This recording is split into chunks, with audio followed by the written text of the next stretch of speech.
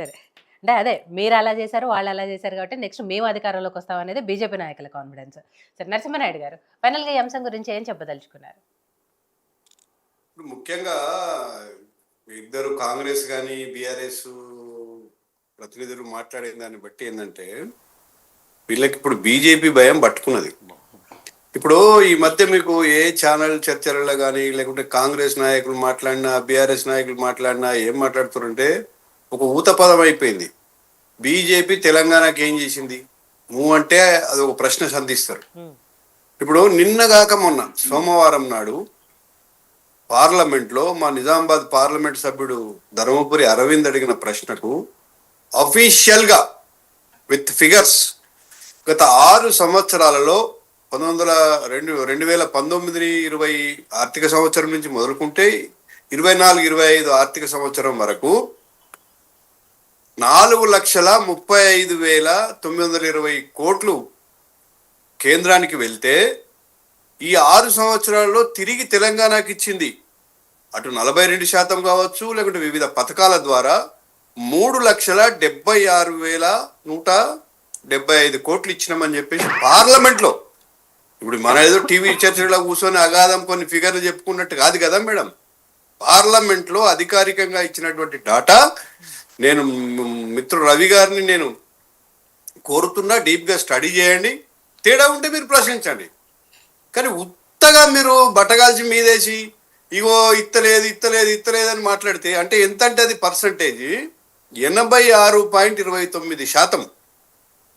ఇదే పార్లమెంట్ సమావేశంలో బీఆర్ఎస్ నాయకుడు మా ఊరే కేఆర్ సురేష్ రెడ్డి గారు మరి ఇక్కడ స్పీకర్గా చేసిండు, ఇప్పుడు రాజ్యసభలో ఉన్నాడు, ఎంత బాధ్యతాయుతంగా మాట్లాడాలి.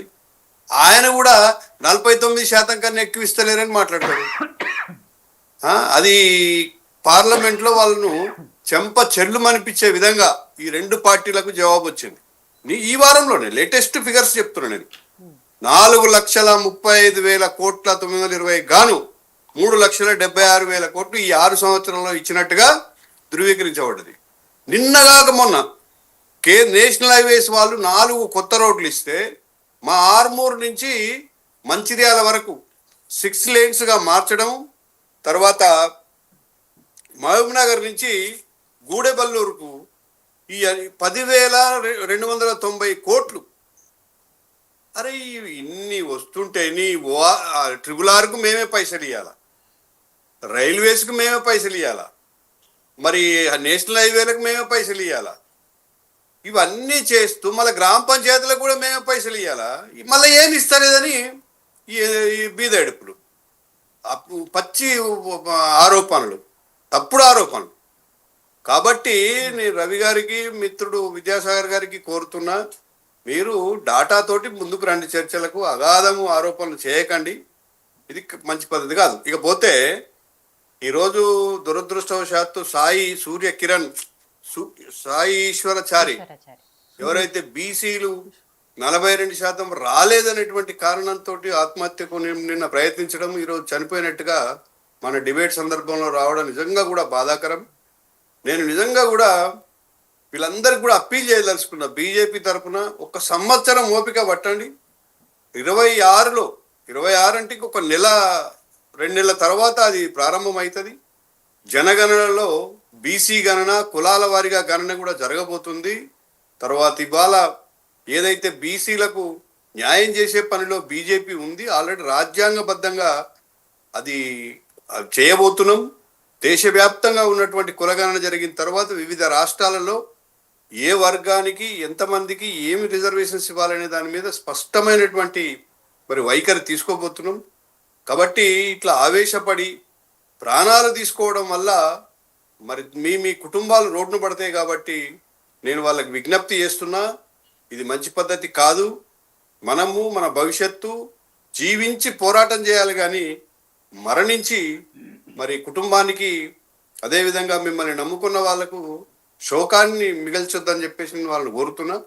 దీనికి పూర్తి బాధ్యత కాంగ్రెస్ పార్టీ వహించాలి. మీరు ఏదైతే అసాధ్యమైనటువంటి విషయాన్ని ఇదిగో ఇస్తున్నాం 42% అని చెప్పేసి విద్యా ఉద్యోగాలలో మరి రాజకీయపరమైనటువంటి ఇస్తామని చెప్పేసి మభ్యపెట్టి చివరికి శూన్యహస్తం చూపించారు కాబట్టి ఈరోజు ఈ పరిస్థితి వచ్చింది.